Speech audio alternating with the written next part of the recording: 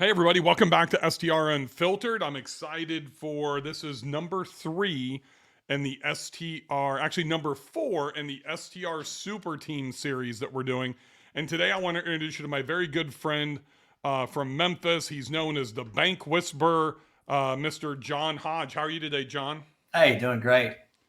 Awesome. All right, John, we're 23 seconds in, 10-minute podcast, drive immense value. What are the 3 things that you recommend for hosts and investors to be focusing on in 2023? Now, before I'm going to give you a second. I don't usually give any people the time to think about this, but let me tell you, if you guys don't know who Jon Hodge is, he's from Memphis, Tennessee. He's built over 5,000 units, apartment complexes. He owns a construction company. He's taking a historical commercial property now, converting that into kind of a boutique hotel and residential space.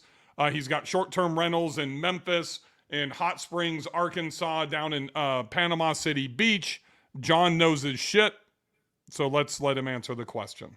Awesome. Thanks for having me. And look, I think that 2023 is going to be a pretty pivotal year. I think it is going to separate those in this space kind of in a hobby, and then those that are actually taking this pretty seriously. So the 3 things that I think that are going to increase ADR.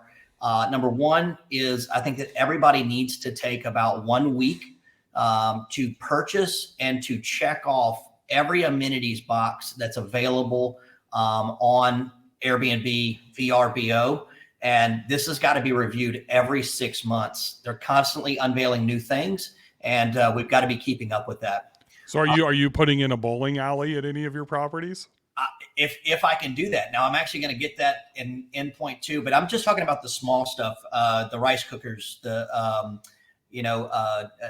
mosquito nettings, all the things, the mini fridges, all the stuff that you can buy on Amazon for like under $50. Yep.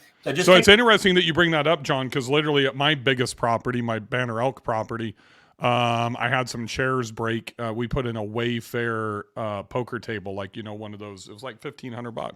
Like, fuck it, I'm not going to buy another cheap poker table.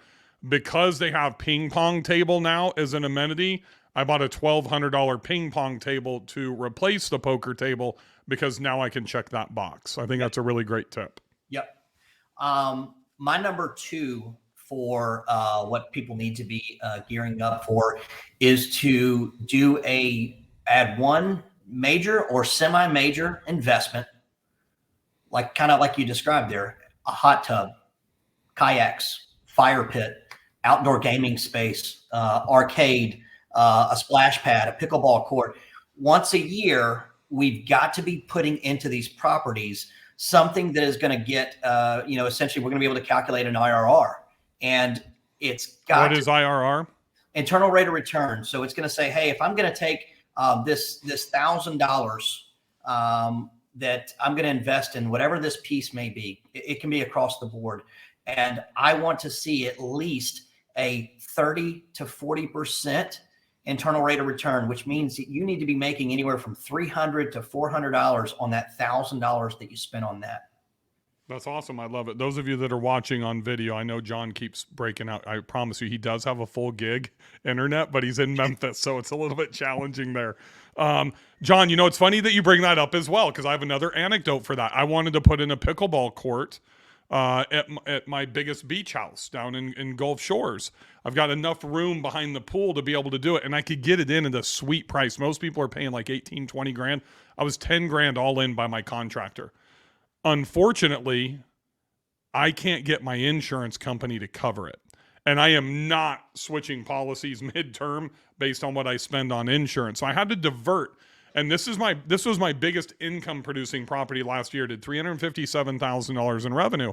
And a lot of people, John, and I'm glad that you bring this up, because a lot of people do, oh, well, hey, I did 350 last year. I'm not going to do anything. Well, I know if I don't do anything, it's going to be harder to do 250 this year. So instead of doing pickleball court, I'm actually adding cabanas. Sure. Right. And I think some of the things that you bring up is you've got to use Avery Carl's enemy method to find out what your competitors don't have and what's the biggest desire, right, to make those investments. And if you do that, you're going to get a faster IRR, right? Yeah, and she's been doing it for years, and that's why she's so successful in this space. And we need to really look to that. Listen, if you cannot get the pool, if you can't justify that cost there, let's get a splash pad. Let's get something there that's going to get some kind of entertainment value. Maybe not quite up there at the pool, but for a fraction of the price. You know what's interesting, and I'm actually looking for right now, and is one of those barrel saunas to put in my new Montana property. And if I do that and it works out, I might put one at the lake. I don't know that I'd ever put one down at the beach, but I'd drop them in North Carolina. And I look at that as something unique that I don't know. Kenny Bedwell would probably know the data better than you and I on this. I don't know that he's ever run it, but a lot of people in Joshua Tree and, the whole Coachella Valley area, right, and have done these like barrel like steam, what do you even call them? Saunas, I guess, steam bath saunas. And they're attractive. And Bree and I were talking about it the other night. We're like, man, we turned, for the first time ever, we remodeled our house in 2020 and did a, floor to ceiling shower to where you could turn it on and create a steam room. We'd never done it. I'm like, let's take a steam. And we did. And I'm like, that's one thing I miss about being at the country club. Like you could drive to Ridgeway or whatever and go sit in the steam room. So I'm thinking that saunas are like the next wave of hot tubs. I don't have any data to back that up, but I'd be interested. Kenny Bedwell, if you're listening out there, John and I want to know, at least I want to know the value in a sauna, like a nice barrel sauna versus a hot tub, because you can get them for like half the cost. So when you talk about IRR, I want to stick on that for a second, right? So if I'm going to spend $4,000 on a sauna versus $10,000 on a hot tub, that means if I get my money back in 6 months on both, do I have the same IRR? Is that like a 6-month IRR? Yeah, it's all based on percentage there. So you don't have to quite do as much revenue when you're spending half the price there, but we're tracking our percentages and everything. And the interesting piece is that if you are tracking and following a lot of your formulas of saying, hey, we're not settling for less than a 25-30% cash on cash return, your internal rate of return needs to be that or greater in order to justify.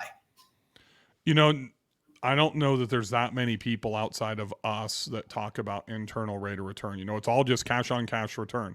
And, that there's a difference in cash on cash versus IRR. For those of you that aren't familiar with syndications and these, investment funds, that's why their big metric is IRR, right?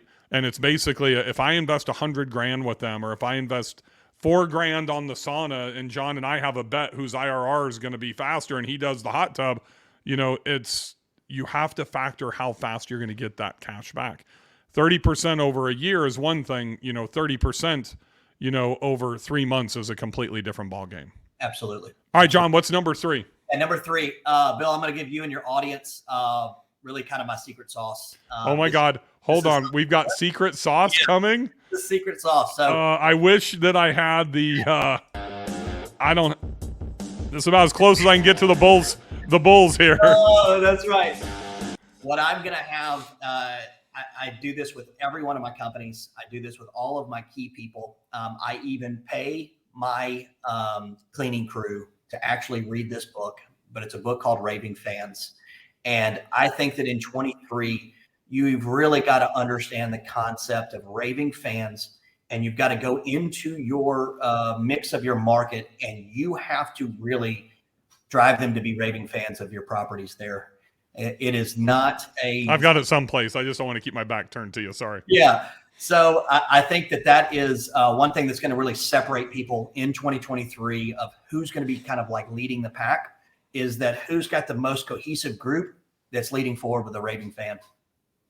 And what are you doing to do that? So we are going down there, and when we have an issue come up with a guest, you're going to see me personally go down there anytime that I have the available opportunity or chance, and I'm going to be personally handling or watching and seeing that a problem gets resolved. I was with some folks this past week, had an issue with a lock, and they were blown away that the owner came through and was actually looking into this and went to go talk to them about the issue that they had with their lock. And so they actually went ahead and booked with me for a few months out. They take several girls trips during the year, and they've hopefully going to become lifers with me. That's awesome. I mean, I can't emphasize how right you are in regards to that. I had a huge issue last summer with a co-hosting client. You know Bill Carmen, Yep. whose house is 2 doors down from me in Gulf Shores. And luckily, Bria was there doing something at Dragonfly. And the floors were just disgusting. And these people were going to leave in the middle of summer. We're talking like a $12,000, $13,000 booking. And I was able to send Bria over immediately. She got on her hands and knees and started wiping floors. I don't know what happened with my cleaning crew. And then I flew down on the first flight out at like 7:45 the next morning, and I showed up with lunch at 11 a.m., and introduced myself. And they were blown away, invited me in, and very similar, John, they booked for like later in the fall to be able to come back. I think a lot of people kind of shy away when there's conflict like that, right? And there's no question getting out in front of it, even if the guest is 100% wrong, if we accept the blame and the accountability, that's how you can turn that, negative issue and turn that guest into a raving fan. We're all going to have them. We're all going to have those issues there. Don't be scared to take those head on. The worse that I mentally think that they are, the more that I really try to make sure that I'm available at whatever capacity is needed. Agreed. That's awesome stuff. There you have it, folks. In 11 minutes and 18 seconds, Jon Hodge is more than just a bank whisperer. Thanks for joining me, John. Make sure you follow Jon at Jon Hodge 1 on Instagram, and we'll see you next week on STR Unfiltered. Thanks.